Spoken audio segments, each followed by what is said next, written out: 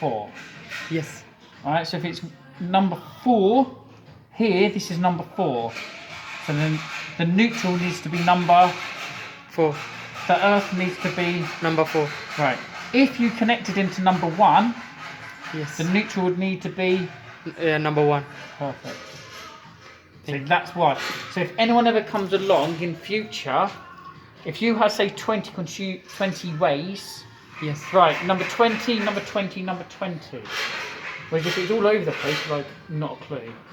That's why it's number 4. Only Can you number- tell me about this one, 40 and 32? While So 40 would normally be a cooker or a shower. 32 is what we call a ring main. Alright, and that's for your sockets. 16 would maybe be a water heater or a radial socket. Maybe a garage. can I do 16 with the 1 socket or 2 socket? Yeah. Yeah. And then B6 is your lighting.